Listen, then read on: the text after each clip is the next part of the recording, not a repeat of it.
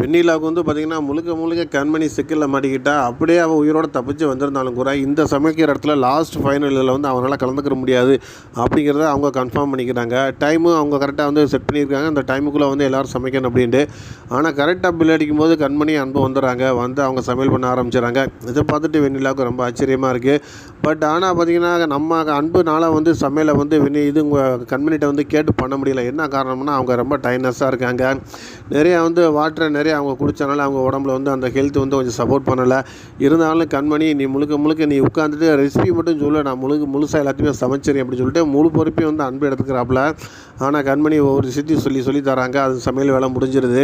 So எல்லாருமே taste பண்ணி பார்க்கும்போது வெளிநாட்டிலேருந்து வந்தவங்களாம் பார்த்துட்டு ரொம்ப நல்லாயிருக்கு, சூப்பராக இருக்குது அப்படின்னு சொல்லிட்டு அதில் ஒரு ஸ்பெஷல் என்ன சொல்கிறாங்க அப்படின்னு பார்த்தீங்கன்னா, இவ்வளோ ரிஸ்க்காக ஒருத்தர் மட்டும் சமையல் பண்ணியிருக்காரு, அவருக்கு சப்போர்ட்டாக அவங்க வந்து ரெசிபி மட்டும் தான் சொல்லியிருக்காங்க, இது எப்படி உங்களால் முடிச்சு அப்படின்னு கேட்குறாங்க.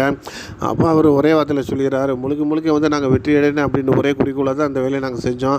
இன்னும் சொல்ல போனால் எங்களுக்கு இந்த லைஃப்பில் இது ஒரு முக்கியமான டைம் அப்படிங்கிறத வந்து நம்ம அன்பு தெளிவாக சொல்லிடுறாப்புல. ஆனால் அந்த சமையல் முடிஞ்ச உடனே கண்மணிக்கு பழையபடிக்கு டைனஸ் வரும். அவங்கள கொண்டு போய் பெட்டில் சேர்த்துறாங்க. அவங்க பெட் ரெஸ்ட் எடுக்கிறாங்க.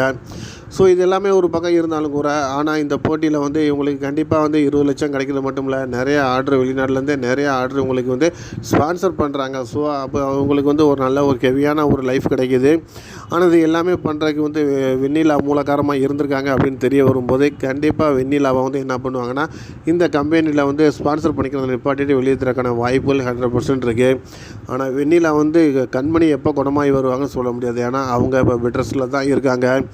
ஸோ ரொம்ப கவலைப்படுறாப்புல அன்பு, எப்படி நம்ம கண்மணியை வந்து நம்ம ரெக்கவரி பண்ணி கண்டிப்பாக நல்ல முறையில் நம்ம அடுத்த கட்டத்துக்கு கொண்டு போகணும் அப்படின்னு நினைக்கிறாங்க. இது நடக்குமா அப்படிங்கிற நம்ம தொடர்ந்து பார்க்கலாம். அதுக்கிடையில் ஜீவா எடுக்கிற முடிவு என்ன அப்படிங்கிறத வந்து நம்ம பொறுத்திருந்து தான் பார்க்கணும்.